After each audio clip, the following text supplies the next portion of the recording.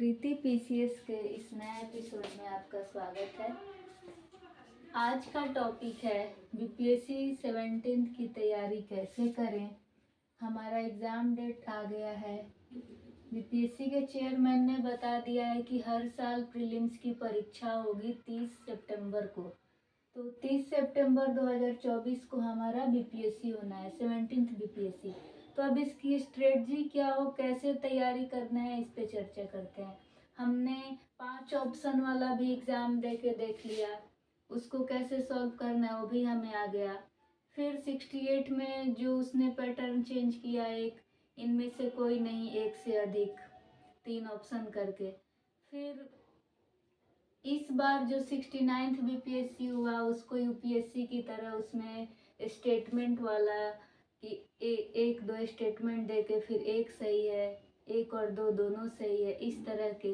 तो जितने तरह के प्रश्न बनने हैं, एक हमारा प्रश्न बनता है पेयर वाला कि निम्नलिखित में से कितने जोड़े सही सुमेलित हैं, केवल एक, केवल दो, केवल तीन या चार सही सुमेलित हैं या 3 सुमेलित हैं। मतलब सपोज कोई विद्रोह है और उसका साल है, ठीक, इसका ईयर दे रखा है कि ये विद्रोह इतने साल में हुआ, ये ठीक है। ये विद्रोह इतने साल में हुआ, दूसरा ऑप्शन भी ठीक है। ये विद्रोह इतने साल में हुआ, ये भी ठीक है। तो इससे क्या पता चलता है। और लास्ट वाला जो है वो रॉन्ग है। तो कितने पेयर सही हैं, तो 3 पेयर सही हैं। तो इस तरह के भी प्रश्न पूछता है। और क्या पूछ सकता है, तो कथन और कारण कि आर जो है ए की सही व्याख्या कर रहा है कि नहीं, क्या दोनों एक दूसरे की व्याख्या करते हैं कि नहीं। ए और आर दोनों सत्य है लेकिन एक दूसरे की व्याख्या नहीं करते हैं। तो जिस तरह का क्वेश्चन फॉर्मेट हो सकता है, हमें वो अब सबका आइडिया लग चुका है कि वो किस तरह से पूछ सकता है। तो अब हमारा ये भी टेंशन खत्म।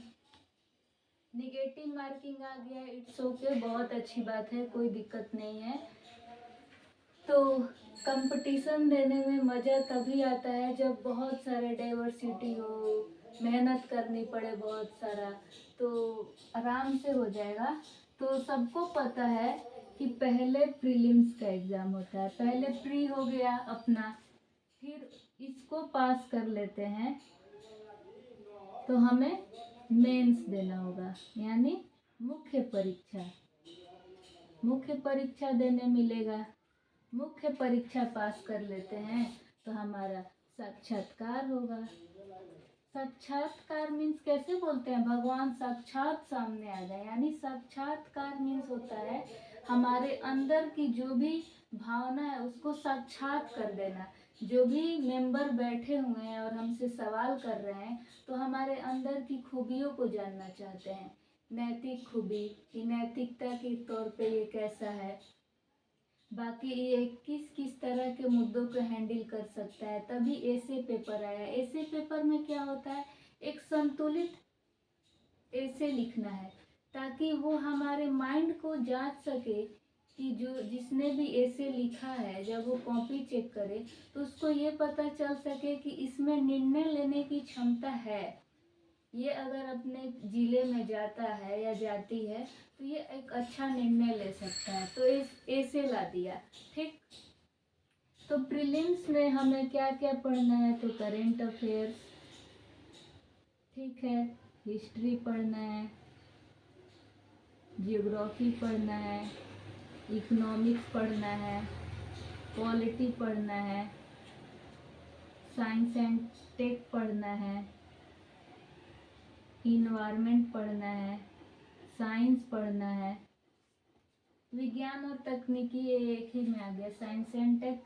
साइंस जिसमें मेनली बायोलॉजी से भी प्रश्न आता है, फिजिक्स से भी। कभी कभी क्या करता है कि किसी एक टॉपिक को उठाया, इससे रिलेटेड सारा पूछ लिया। 64 पीपीएससी में क्या किया था 2018 में, इसमें कि मात्रक का सब पूछ लिया, एसआई मात्रक, और कम से कम 15 क्वेश्चन सिर्फ मात्रक से ही पूछ लिया। शक्ति का क्या होगा, ओम किसका होता है, कार्य का क्या होता है, एसआई मात्रक, सब चीज़ पूछ लिया था उसने। तो उस टाइम साइंस का प्रश्न बहुत इजी था। अब कुछ लॉजिकल पूछता है, दिमाग लगाने वाला, या फिर वैसा जो हमारे दैनिक घटना में या फिर हमें 10th तक हमने जो पढ़ा है उसको मालूम होना चाहिए कि केमिस्ट्री में अगर दो चीज़ें, धात्विक चीज़ या केमिकल, दो चीज़ का रिएक्शन हो रहा है तो उसका परिणाम क्या होगा। फिजिक्स में भी हमें करंट और चुंबक ये सब पढ़ना होता है।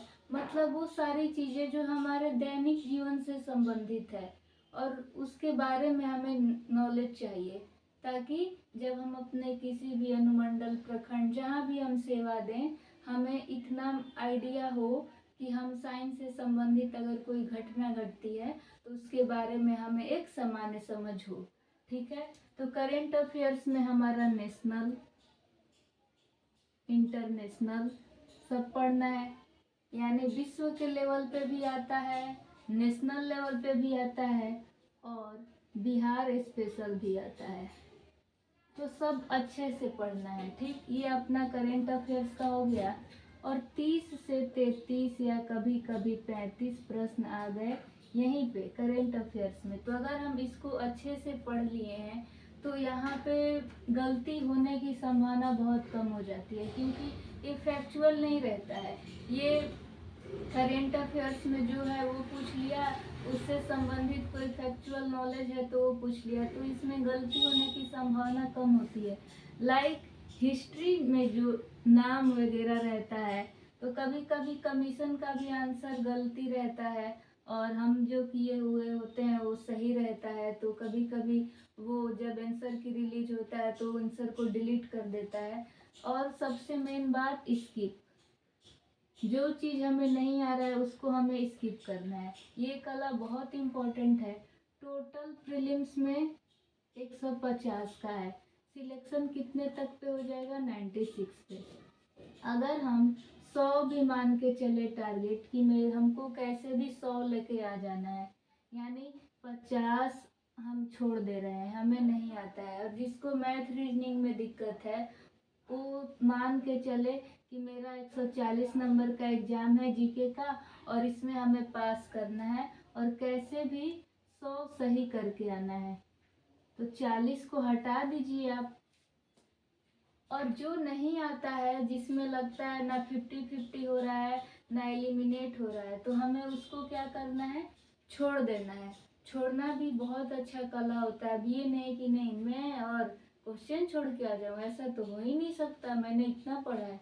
यहाँ पे ईगो वगैरह नहीं लेके आना है। जो नहीं आ रहा है, बिल्कुल कभी नहीं पढ़े, इसको स्किप कर दीजिए, क्योंकि पहले था 150 प्रश्न है, सब OMR शीट में फिल करके आ जाओ। लेकिन अब निगेटिव मार्किंग है, इसलिए आपको स्किप करने की कला अपने अंदर डेवलप करनी होगी। और हम यहाँ जो भी डेली MCQ सीरीज चला रहे हैं, फिर उसका संडे को कल टेस्ट हुआ था, तो ये आप जुड़े रहें और टेलीग्राम पे टेस्ट दें, आपको बहुत बेनिफिट होगा। तो हमने ये देख लिया, कब 30 प्रश्न यहाँ से भी आ जाते हैं, ज्योग्राफी से 20 या 25, इकोनॉमिक्स में आपका 15 से 20, पॉलिटी में भी 15 से 20, साइंस एंड टेक में आपका करेंट अफेयर से रिलेटेड ही रह जाता है मैक्सिमम। और कुछ कुछ चीज़ें एक मैं शुरू करने वाली हूँ, समाचार में बहुत सारी ऐसी चीज़ें, टर्म होते हैं जो न्यूज में रहते हैं, क्वेश्चन दिया रहता है हाल ही में समाचार में, खबरों में रहा ये टर्म, इसका संबंध किससे है। तो जितने भी यूपीएससी ने अभी तक पूछ रखा है, या यूपीपीएससी ने, एमपीपीएससी ने, जितना भी ये क्या बोलते हैं, CDS में, EPFO में जितने पूछ रखे हैं वो सब का कलेक्शन मैंने कर लिया है। बस यहाँ पे उस टर्म को एक बार एनालिसिस कर लेंगे और पढ़ लेंगे, ताकि अगर इससे संबंधित भी प्रश्न आ जाए, पीछे का भी पूछा हुआ, तो हमें टेंशन नहीं रहे, हम उसमें भी पास हो जाए। तो इसका भी टेंशन नहीं लेना है, सब सेट है इस बार, बस इस बार एग्ज़ाम निकाल लेना है। साइंस एंड टेक से इन्वायरमेंट बहुत इम्पोर्टेंट है। मान के चलिए आप कि दुनिया में क्या चल रहा है, सबसे मेन चीज़ क्या होता है एग्ज़ाम देने के लिए, दुनिया में चल रहा है क्लाइमेट चेंज, ठीक है, या ग्लोबल वार्मिंग, ग्लोबल वार्मिंग। और आपका क्या चल रहा है, वॉर चल रहा है, यानी युद्ध चल रहा है। आप गाजा पट्टी का न्यूज़ देख सकते हैं, इतना दिन से रसिया यूक्रेन का युद्ध चल रहा था, और फूड क्राइसिस, वाटर क्राइसिस, पानी की संकट। यानी ये कुछ मुख्य बिंदु हैं जो देश में और पूरे वर्ल्ड लेवल पे कार्बन का, हरित प्रभाव का, जो हरित गैस है वो, ग्रीन हाउस गैस, ये सभी कोर एरिया हैं जो अभी विश्व में घटित हो रहे हैं, और ये सब चुनौती बन के हमारे सामने खड़े हैं। और इससे कैसे लड़ना है, इसके लिए क्या क्या इनिशिएटिव लिया गया है, तो इससे संबंधित जो भी चीज़ है वो सब हमें पढ़ना है, मुख्य परीक्षा के लिए और प्रारंभिक परीक्षा दोनों के लिए, और अपने साक्षात्कार यानी इंटरव्यू के लिए भी। ये सबको मालूम है कि ये 150 का, इसको पास करना है, ये हमारे ये मेरिट लिस्ट में नहीं जुटता। और ये अपना होता है 900 का, और ये होता है 120 का। तो 900 और 120 ऐड करते हैं तो टोटल 1020 मार्क्स का अपना ये होता है बीपीएससी में। और सिलेक्शन कितने पे हो जा रहा है? 405, 544, 550।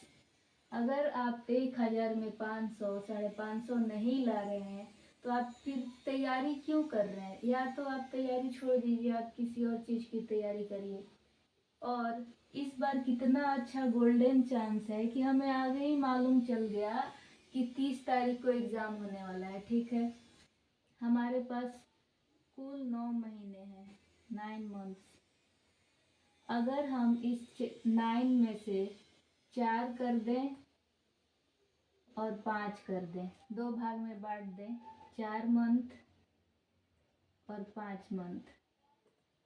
और ये नहीं कि 17th बीपीएससी का तैयारी कैसे करे, तो खाली प्रीलिम्स का कर ले हो गया, ठीक है, पास भी हो गए, और मेंस का क्या? कुछ नहीं। तो इस 4 मंथ में अगर हम मेंस कर लेते हैं, डेली आंसर राइटिंग प्रैक्टिस, और हफ्ता में 2 ऐसे लिखते हैं, और फिर इस बचे हुए लास्ट 5 महीने में सिर्फ प्रीलिम्स पढ़ते हैं, ठीक। उसके बाद सितंबर में 30 को एग्ज़ाम हो गया, ठीक। आपको मालूम चल गया मेरा एग्ज़ाम कैसा गया है कैसा नहीं। अगर फीलिंग आ रहा है कि नहीं एग्ज़ाम बहुत अच्छा गया, आंसर की मिला ली, एकदम सेट है लाइफ, तो अब क्या बचा? सितंबर के बाद अक्टूबर, नवंबर, दिसंबर। चेयरमैन ने क्या कहा है कि जनवरी के 2nd वीक से हम एग्ज़ाम लेंगे मेंस का।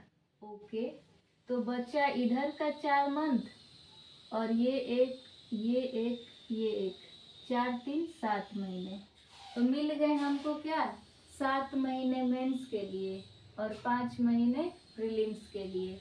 और अभी मैंने इसमें दिसंबर ये वाला जो चल रहा है उसको तो ऐड ही नहीं किया है, कि इसको तो आप मान के चलिए कि किसी का दरोगा का एग्ज़ाम है, किसी को और कुछ बीएसएससी का किसी का एग्ज़ाम होगा जनवरी में। मैं तो अगले साल से मान के चल रही हूँ कि जनवरी से सितंबर में क्या करें। तो ये 4 महीना आप शुरुआत में मेंस बुक्स पढ़ें, अच्छी अच्छी बुक को पढ़ें। बुक भी मैं बता दूंगी कौन सा बुक, टेलीग्राम चैनल पे। और मेरे से पर्सनली बात करना हो तो आप @कृति लाइव वी, ये मेरा यूज़र आईडी है। आप मुझे यहाँ मैसेज करेंगे तो मैं आपको लिंक भेज दूंगी अपना चैनल का, और हमारा जो ग्रुप डिस्कशन है वहाँ का। वहाँ पे 10 ऐसे बच्चे हैं जो रेगुलर एक्टिव हैं, बहुत अच्छा हमारा हेल्दी डिस्कशन चलता है। और जैसे जो मैं यहाँ बोलती हूँ कि मैंने पढ़ाया, फिर संडे को टेस्ट लेंगे तो मैं टेस्ट भी लेती हूँ। तो अब हम शुरू करेंगे जनवरी से, पहले जिनका एग्ज़ाम है वो ख़त्म हो जाए, फिर हम मेंस में लग जाएंगे। ऐसे लिखेंगे, मेंस आंसर राइटिंग करेंगे। और आप एक बात ध्यान रखिएगा, जब आप एक मेंस का आंसर लिख रहे हैं किसी टॉपिक पे, लाइक ये जो बड़ी बड़ी मुद्दे दुनिया में चल रही है कि हमें इससे कैसे लड़ना है, तो एक मेंस आप लिख रहे हैं तो मान के चलिए कि आपको 10 प्रीलिम्स का क्वेश्चन आप सॉल्व कर लेंगे, क्योंकि लिखने के लिए आपको उसके बारे में पूरा अच्छे से नॉलेज होना चाहिए। और जब आप अच्छे से पढ़ेंगे तो उसके अंदर से प्रीलिम्स का क्वेश्चंस बाहर आएगा। तो सोचिए कि आप अगर एक महीना में रोज एक लिखते हैं, 30 मेंस आंसर राइटिंग करते हैं ना, तो मान के चलिए कि इसमें से 100 हमारा प्रीलिम्स के लिए हो जाएगा। 100 तो आराम से हो जाएगा, 200 भी हो जाएगा अगर 30 क्वेश्चन मेंस के लिखे तो हम मान के चलते हैं कि एक महीना में 30 क्वेश्चन, और धीरे धीरे इंटरेस्ट बढ़ गया तो एक दिन में 2 भी लिख सकते हैं। तो 30 क्वेश्चन तो फिर 4 महीने में 120 क्वेश्चन। फिर इधर जो अगले साल में का सितंबर के बाद जो अक्टूबर नवंबर दिसंबर बचा, इधर का 90। तो क्या आपको लगता है कि सिर्फ 210 क्वेश्चन लिखेंगे और आपका मेंस हो जाएगा? तो नहीं।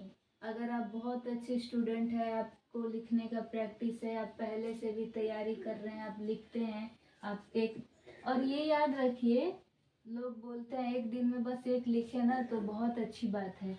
आपको 3 घंटे में सारा पेपर सॉल्व करना है। ए ग्रुप, बी ग्रुप, सी जो सेक्शन बटे हुए हैं, ए में आपका हिस्ट्री रहेगा, बी में आपका करेंट अफेयर से रिलेटेड क्वेश्चन रहेगा पेपर 1 जीएस पेपर 1 में, और सी में स्टैटिक्स रहेगा। तो आपको अभी से स्टैटिक्स बनाना है 9th और 10th का। जब फिर पेपर 2 होगा जिसमें आपका ज्योग्राफी, इकोनॉमिक्स, पॉलिटी और साइंस एंड टेक जो रोजमर्रा के जीवन से संबंधित है वो, तो आपको क्या लगता है इतने सारे डाइवर्सिटी, ये तो नहीं है कि एक दिन में खाली हिस्ट्री का हो रहा है, हिस्ट्री पढ़ के गए, जो क्वेश्चन आया दे दिए। अगर स्टैटिक छूटता है तो आप सोच लीजिए जीएस पेपर 1 में आप फेल हैं, क्योंकि वो स्कोरिंग एरिया हो जाता है। तो आप दिमाग में सोच रहे हैं कि एक साथ हमें इतनी चीज़ों को लेकर चलना है। अगर हमारा जीएस पेपर 2 का एग्ज़ाम है तो हमें इकोनॉमिक्स भी पढ़ना है, हमें जियोग्राफी भी पढ़ना है, और हमें पॉलिटी भी पढ़ना है, हमें साइंस एंड टेक भी पढ़ना है। ये सारी चीज़ें पढ़ना है और एक ही दिन में, यानी दिमाग में आपको जैसे ही सेक्शन में ख़त्म हुआ दूसरा सब्जेक्ट शुरू हुआ, अब उसके बारे में दिमाग में लाना है, ना कि इसके। और 3 घंटा में आप कितना दिमाग में ला देंगे और कितना लिख लेंगे? इसलिए आपको एक दिन में 2-3, शुरुआत के 10 दिन आप एक एक कीजिए, उसके बाद 2, 3, 4, 5, क्योंकि इसमें क्या रहता है, लघु शॉर्ट भी रहता है और लॉन्ग भी रहता है। तो शॉर्ट को कैसे लिखना है, शब्दों का लिमिटेशन भी है, 120 शब्द वाले, 1200 शब्द वाले, और आपको साथ में ऐसे का भी तैयारी करना है।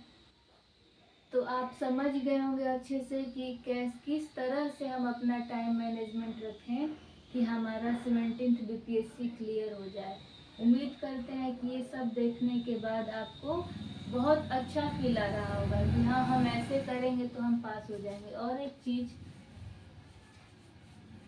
अगर हम ए से 300 का है और इसमें टारगेट बना लें कि हम 199 ला के रहेंगे या 200 ला के रहेंगे, 100 हम हटा दो या 150 भी, क्योंकि बहुत डिफ़िकल्ट होता है हिंदी मीडियम में से भी, 150 ला के रहेंगे 300 में, या 199 या 198 या 178, 187 ऐसे लाएं। इतना तो थोड़ा बहुत ज़्यादा मैंने बोल दिया, फिर भी लाने का रहेगा तो इंसान ला सकता है।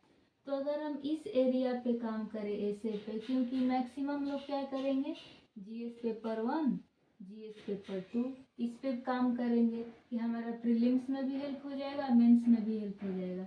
लेकिन इसका क्या, क्योंकि इसमें फिलॉसफी ऐसे और देश से रिलेटेड जो ऐसे होता है, वो दार्शनिक वगैरह सब तरह के ऐसे, सेक्शन सी में बिहार का लोकल लैंग्वेज लिखा रहेगा, उससे संबंधित ऐसे। तो क्या करेंगे, अगर हम इसका करते हैं तो हम औरों से आगे रहेंगे, जो हमारे कंपटीशन में लोग हैं, प्रतिद्वंदी है, उनसे हम कैंडिडेट से आगे रहेंगे, क्योंकि हमारा इस पे बहुत अच्छा पकड़ है। तो जब मेरिट लिस्ट बनेगा तो इसके वजह से हम आगे हो सकते हैं। अगर हम अपना ऐसे में बहुत अच्छी पकड़ बना लें और सब लोग बस जीएस पेपर 1 और 2 में ही रह जाए और इस पे कम ध्यान दे कि चलो ऐसे ही तो है, लिख लेंगे, 2 ही तो लिखना है, कोई दिक्कत नहीं, आराम से कर लेंगे, अगर हम इसको कर ले अच्छे से तो हम औरों से बहुत आगे रहेंगे। और हमें सोचना चाहिए कि हम रैंक 50 तक आ सकें। ये बहुत अच्छा चीज़ है जब आप सोचते हैं कि हाँ मुझे इतना तक ला देना है कैसे भी, तो आप उस चीज़ को पाने के लिए बहुत मेहनत करते हैं। तो ये ज़रूरी चीज़ है। तो उम्मीद करती हूँ कि आपको वीडियो समझ में आ गया होगा कि कैसे प्रीलिम्स की तैयारी करनी है और कैसे मेंस की तैयारी करनी है और फिर इंटरव्यू में हमारा क्या होगा। सबसे मोस्ट इम्पॉर्टेंट मेंस वाला सेक्शन होता है, ये तो आप लोग अच्छे से जान गए हैं। तो डेली आपको जो MCQ सीरीज चल रहा है हमारा सब्जेक्ट वाइज, उसको देखेंगे और उसके बाद हर संडे को टेस्ट लेंगे। और मैंने बताया है मेरा क्या है, मंडे टू फ्राइडे हम सब सब्जेक्ट का MCQ करेंगे। जितनी PYQ है UPSC का, MPPSC का, UPPSC का। और सैटरडे संडे हम क्या करेंगे, बिहार स्पेशल करेंगे, ठीक है। और संडे को हम फिर उसका टेस्ट ले लेंगे जो भी 6 दिन में हमने पढ़ा। फिर उसके बाद क्या करेंगे, जब हमारा साथ साथ यानी 14 वीडियो अगर बन जाएगा तो एक महीने के लास्ट वाले संडे में हम क्या करेंगे, जब शुरू से लेके अभी तक 1 महीना में जो भी वीडियो बना और हमने पढ़ाया उसका फुल टेस्ट ले लेंगे। तो आप इमेजिन कीजिए, जस्ट इमेजिन कि आप कितना आगे रहेंगे औरों से। और बस सोचेंगे, आप डेली रूटीन बनाएंगे कि हमको 12 घंटा पढ़ लेना है, हमको 16 घंटा पढ़ लेना है, हमको ये कर लेना है, आज से नहीं कल से। और आप अभी से लगे रहेंगे तो आप सोचिए आप औरों से कितने आगे रहेंगे। और अगर 800 लोग हैं तो इसमें से 400 या 500 तो वही हैं जो इस बार मेंस लिखे थे लेकिन उनका रिजल्ट नहीं हुआ, या इंटरव्यू दे चुके थे लेकिन इस बार नहीं हुआ। तो हमारी 5 टीम से है जो एक बार पास हो गए हैं, बस इंटरव्यू में फेल हो गए तो दोबारा आएंगे। या इसमें वो भी हैं जो ऑलरेडी ऑफिसर हैं लेकिन उनको SDM बनना है तो वो भी रहेंगे। तो कोई बात नहीं, हम अपनी पकड़ ऐसे पे इतनी अच्छी कर लेंगे कि ये आए या कोई आए, हमें बिल्कुल भी फर्क नहीं पड़ेगा। और आप खुद को वही मानो कि हाँ मैं भी ऑफिसर हूँ, बस मुझे एक सर्टिफिकेट लेने की ज़रूरत है कि हाँ मैं पास कर जाऊँगी, मैं पास कर जाऊँगा और 2025 में मैं एक अधिकारी बनूँगी या बनूँगा। ये आपके अंदर होना चाहिए। उम्मीद करती हूँ आपको ये वीडियो अच्छा लगा होगा। अच्छा लगे तो कमेंट कीजिए, लाइक कीजिए, शेयर कीजिए, अपने दोस्तों के साथ शेयर कीजिए। उन्हें बताइए कि हम ऐसे तैयारी कर रहे हैं, हमारा ग्रुप डिस्कशन चलता है, फिर हमारा टेस्ट होता है। इससे जितने अधिक लोग रहेंगे, सपोज 20-30 लोग भी रहेंगे तो हम बहुत अच्छे से तैयारी करेंगे और एक हेल्दी कंपटीशन डेवलप करेंगे और हमारी मंजिल जल्दी हम पा लेंगे। Thank you so much for watching this video.